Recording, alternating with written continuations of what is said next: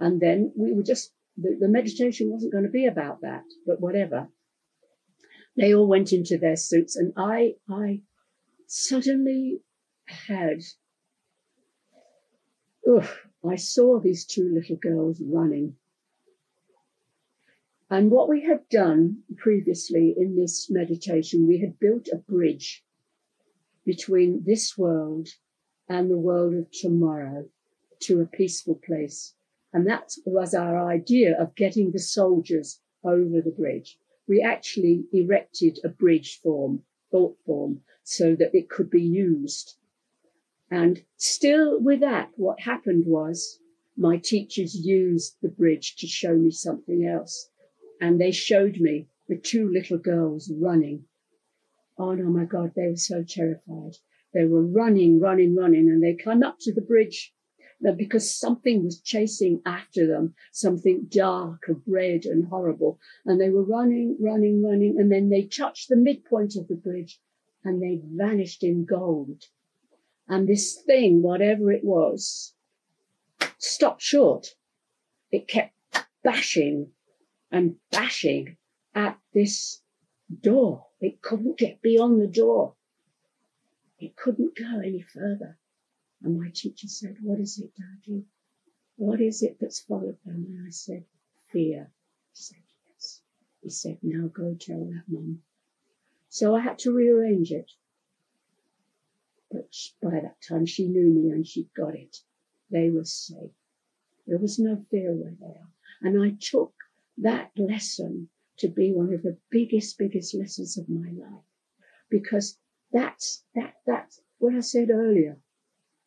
The mercy of life, the love of life is far beyond our comprehension. It's so big, we can only wrap it up in human words because we love human words. We love form. It's what we do. It's a construct. We are constructed to be human. And so we think like humans, and we give goblins and ghosts human faces, and we give angels human faces when angels can be nothing like that at all, just like God itself. So that moment, that seeing what we learn and what fear is, fear and out-of-body journeys are implicitly got to be understood. This man, this bright young guy, he's only 20-something, who talks to me about this. It's not a student, he's just a person. He has got to the point now where, like my other out-of-body cohort, Gary, he can don armour. So when he goes out, because he is a rescuer, he will automatically clothe himself in armour. He has words for his armour. He calls it righteousness, which is fine, because he has a helmet or whatever, the whole thing.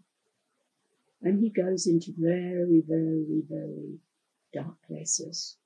And bless him for it, goes willingly, and then comes home from wherever he's gone, catches a few hours kip, puts his clothes on, and goes and paints walls and builds and papers walls. Marvellous, marvellous, marvellous person. He has seen some of the mercy of life, and he puts back into that life. So talking of that, some of you may remember the Spirit of Enterprise. I can't even remember the date of it now, but I guess it was in the 80s. It was a ship it crosses a channel. A ship crossing the channel. Can't think of the fancy word for it, but there is one. Yes. And what happened was it was going to Zimbabwe, and for some horrible reason, it turned over. And so many people died, trapped within this. Well, that happened, and everybody, the whole world was shocked by it. And you saw the boat wallowing in the sea, and you all thought about it. And of course, because that was then my implicit work to rescue, if you like to use that word. The very next night, Dodie, I've got something to show you. So I rolled out. And then the next thing, I'm walking down a corridor. Well, that's what I thought. I'm walking down a corridor. But it's a strange corridor. I can't figure it out. It doesn't feel quite right. The geographical structure of it feels wrong until I suddenly realize that it is a corridor, but it's on its side. And what I'm looking at is a ship on its side. And then I knew where I was. And then I did a wobble. I did a wobble. I could feel myself wobbling. And my teacher said, it's all right, it's all right. So we moved closer to what had become, if you like, a focal point of the journey, which was a hole in the side of, or hole in the ship, I can't tell you what, which looked down. It was actually a lift.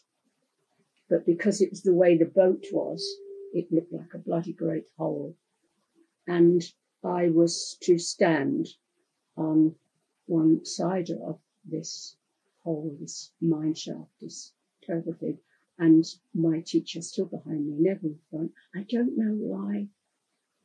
I think I do, but I'm afraid to say, so I don't know why.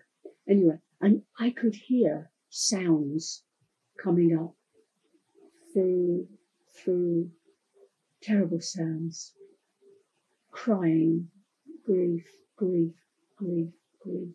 I leaned forward, and my teacher, for once in his life, pulled me back. Said, there lies hell. Fear again.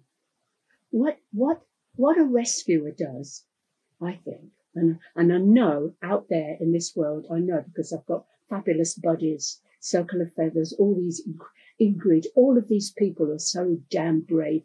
They know really what rescue is. It is the removing or the liquidating or the translating of fear.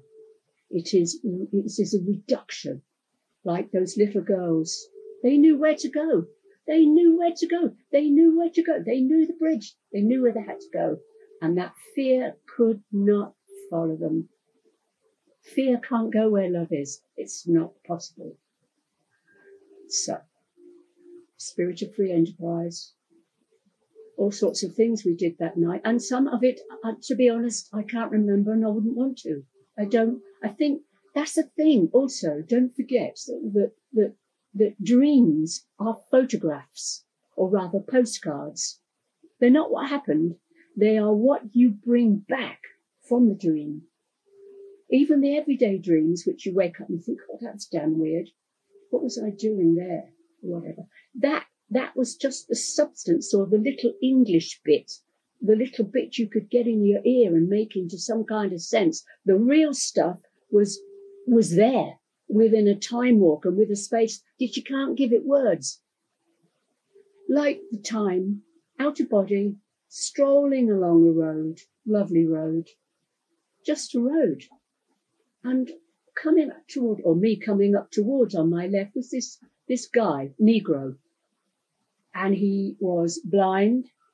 He, I think, was purported to be deaf. He had only one leg. He was in a real state. But he was singing.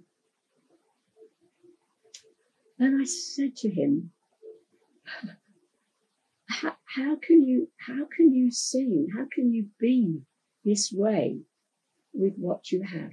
And here comes the lesson, because there's always, you can feel it. I bet you have all been in dreams where there's been a moment where you felt your angel tap your shoulders as if to say, look out, here comes the lesson. And this was a lookout moment. He leaned forward, he said, I do the best I can with what I have at the time. Then he leaned down and he got hold of the edge of the road and he shook it, and it became a ribbon floating. And the best you can do at the time. Such an extraordinary thing. Just think about it.